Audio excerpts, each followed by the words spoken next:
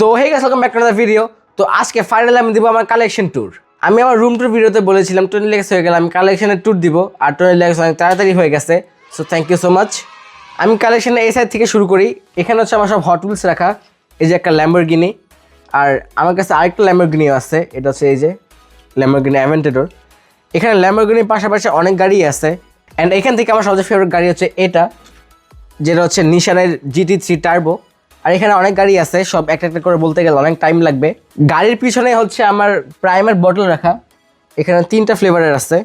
Two be honest, prime অনেক over hype একটা drink ছিল। আমি এই 3টা কিনেছিলাম সিঙ্গাপুর থেকে, আর আমি যখন ট্রাই করি আমার কাছে একটা ভালো লাগে না, একদম মেডিসিনের টেস্ট। উপরে হচ্ছে আমার জ্যাকেটগুলো রাখা। এটা হচ্ছে আর্জেন্টিনা জার্সি। যদিও আমি জার্মানি করি, তাও এখানে আর্জেন্টিনা জ্যাকেট আছে।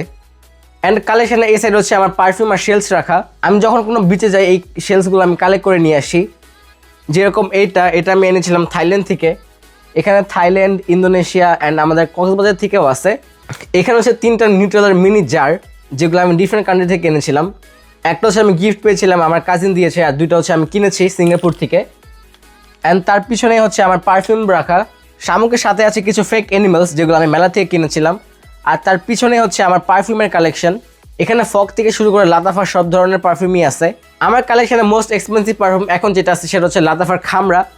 এটা অনেক সুইট একটা স্মেল, এই উইন্টারের জন্য পারফেক্ট। আরেকটা পারফিউম যেটা অনেক ভালো সেটা হচ্ছে এটা হচ্ছে কারাচি হোমি, যেটা আমি কিনেছিলাম ইন্দোনেশিয়া থেকে।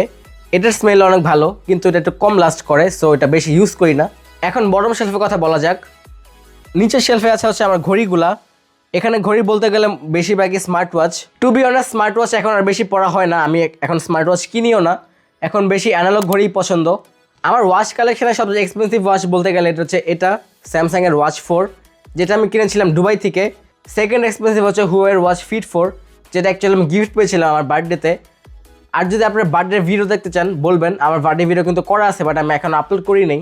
ব্র্যান্ডেড স্মার্ট ওয়াচ বলতে গেলে আমার কাছে 3টা আছে। একটা হচ্ছে স্যামসাংয়ের, আর 2টা হচ্ছে হুয়াওয়ের আরেকটা হচ্ছে GTS মিনি, যেটা আমি আগে কিনেছিলাম।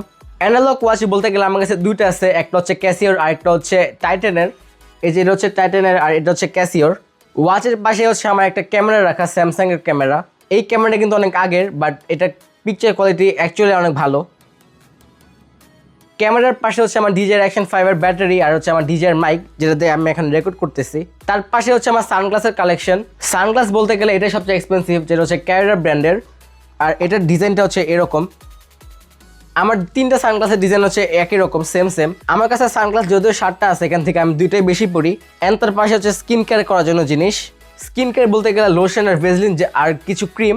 তার পাশে হচ্ছে অ্যালবাম রাখা। এই অ্যালবামটা আমি অনেক আগে পেয়েছিলাম আমাদের স্কুল থেকে, এটা আমার কাছে এখনও আছে। আর তার পাশে হচ্ছে আমার সব গ্যাজেটসের এমটি বক্স।